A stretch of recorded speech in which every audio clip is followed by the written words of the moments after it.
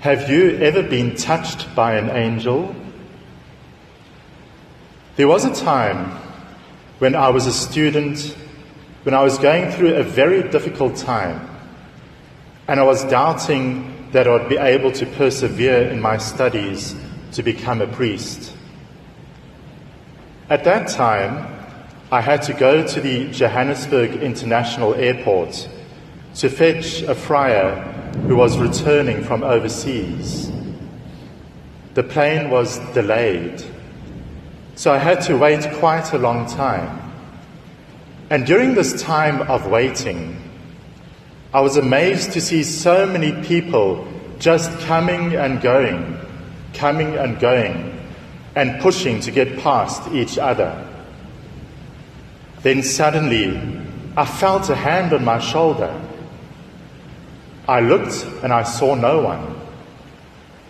I quickly looked the other way, and there was a very tall man, much taller than me, who was walking very fast.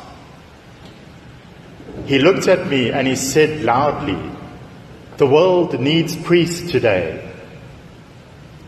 And then he disappeared into the crowd of the people. I was very puzzled because I did not remember seeing this man before, and I did not know who he was or how he knew that I was studying to be a priest, because I just had plain clothes on.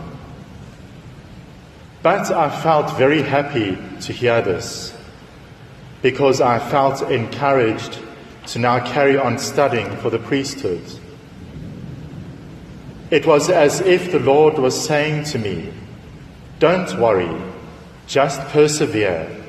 You will be okay and you will make it." It was a whole year later when I met this man again at the church where I was teaching catechism. I realized that I was teaching his son. But before this time, I'd never met the boy's father, and that's why he knew me and I did not know him. So he was not an angel, but he certainly behaved like the Lord's anointed one, bringing me a message and encouragement that I desperately needed. The Lord gave him this job, and he did not even know it. The Lord gave him a message for me to help me, and he did not even know that he was helping me. The Lord did the very same kind of thing with the King Cyrus, whom we heard about in the first reading today, who was from Persia.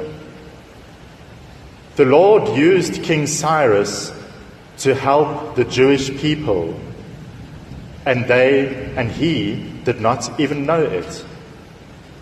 What's even more surprising is that King Cyrus did not even know the God of Abraham, Isaac, and Jacob. He believed in a God named Baal Marduk. But God used King Cyrus to set his people free. God said, "I have called you by your name. Though you do not know me, I arm you." The Jews had been captured by the Babylonians under the rule of King Nebuchadnezzar. They'd also captured Jerusalem and destroyed the temple of the Jews. Now God was setting his people free by allowing King Cyrus to attack the Babylonians and beat them. King Cyrus was generous. After he had beaten the Babylonians, he allowed the Jews to go back home, and he even restored to them the sacred vessels which had been stolen from the temple. The Gospel shows us again how the Pharisees tried to trap Jesus into doing something or saying something wrong. You might wonder why the Jews were against paying taxes to Caesar. It's not only because they hated the Romans, but the very money they were supposed to use was offensive to them. There were 3 kinds of money that they used in Jerusalem in those days. There was the drachma, which was made by the Greek people. Then there was the shekel, which was originally used by the Babylonians, but adopted by the Hebrew people.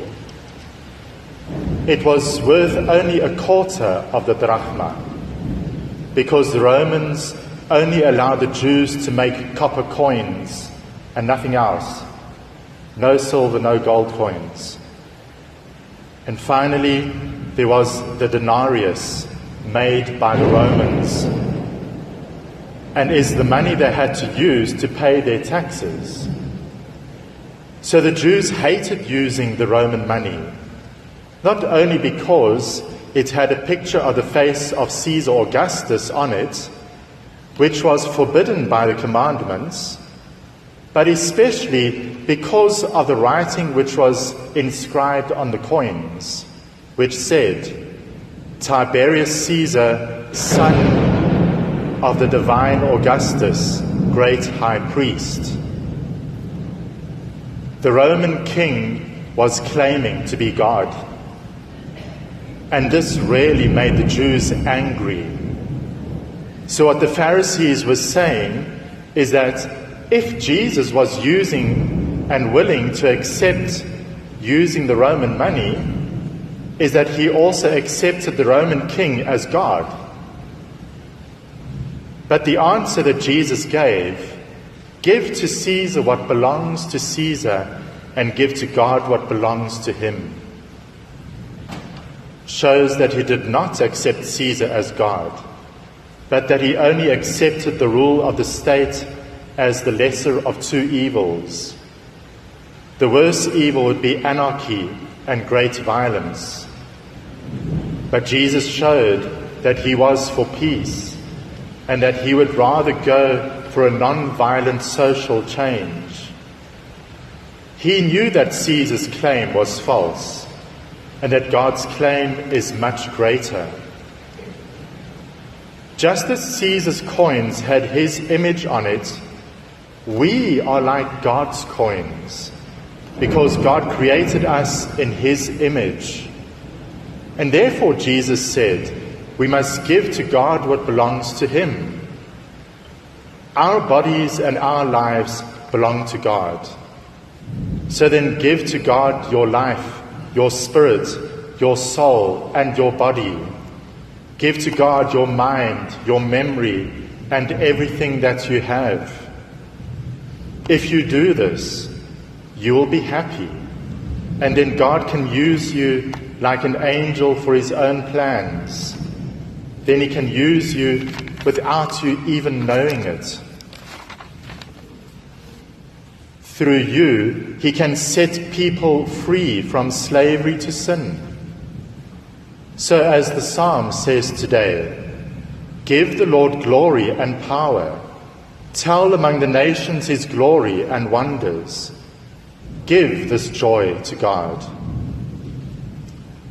Saint John Paul II showed us how God can use people without knowing it when he spoke in Assisi in 1986, which was a gathering for people of all different kinds of religions in the world who were there to pray for peace. This is what St. John Paul II said. Every authentic prayer is under the influence of the Spirit, who intercedes insistently for us. The Holy Spirit is mysteriously present in the heart of every person. He also said, I encounter in these ancient cultures praiseworthy elements of spiritual growth, indicating the paths of life and conduct that are so often so near to those found in the gospel of Christ. The Catholic Church accepts the truth and goodness found in these religions, and she sees reflections there of the truth of Christ. We trust that whenever the human spirit opens itself in prayer to this unknown God, an echo will be heard of the same Spirit who, knowing the limits and weakness of the human person, himself prays in us and on our behalf, expressing our plea in a way that could never be put into words.